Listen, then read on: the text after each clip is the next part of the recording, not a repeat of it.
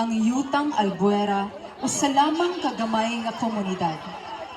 Talinghog nga gipalibutan sa preskong tubig, suba ug dagat nga samag hamiling gasa sa kataas-taasan.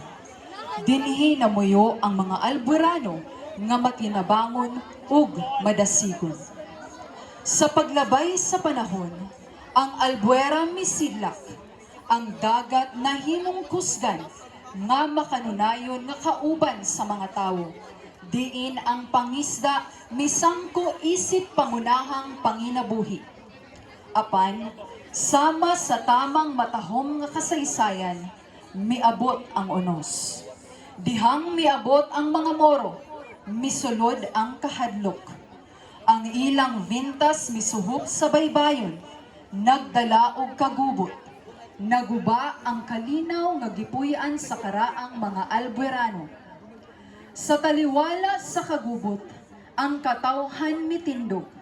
Misalig sila sa ilang patron nga si Senyor Santiago, nga gitawag nila isip panalipod ug kusog.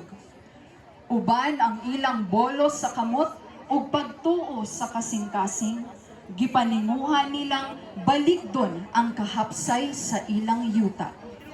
Ug sama sa sugilanon nga giuyunan sa langit, nibalik ang kahilom ug ang kahayag sa komunidad. Mibalik ang kasadya nga kaniadto nawala. Ug gikan ni ana nga pagbanhaw, miturok ang usa ka kalipay nga hangtod karon gisaulog, ang Sibog-Sibog Festival. Pista sa kinaiyahan, sa paglaom, sa pagpanalipod, ug sa kaisog sa mga tawo nga wala matumba sa pagsulay. Atong saksihan ang pagpasundayag nga nagpadayag og kaisog, tradisyon o espiritu sa katawhan. Atong dawaton ang mananayaw sa bundok laang. Viva Senyor Santiago!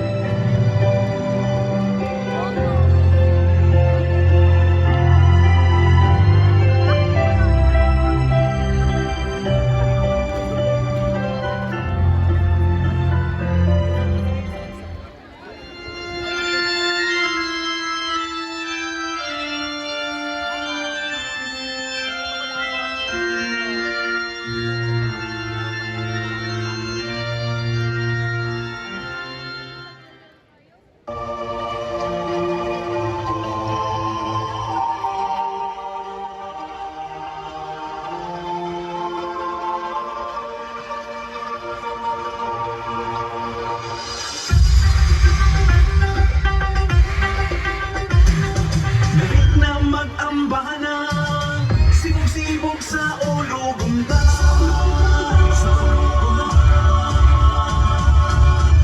Sibog, sibog, sibog, sibog, sibog, sibog, sibog. Yan ang kasaysayan sa Sibugay ang sudanan. Naman ang sa katawan, ang natubi sa panginabuhi ang diatiman. Luwas sa mga malupiton, Sibugay ng munok sa daligdong, sa kalinaw maampingon, ng lantaw sa hayag nga kaugmaon. Busa ka ang dalig na kamo, maliusa sa pagyok mo, Sibugay nung nagmadaugon, sa mga pagsulay sa panahon. Sibog-sibog magsadya kita, sibog-sibog mag-ipag kita, balag sa tanang katawan, nag-ugmat sa kaos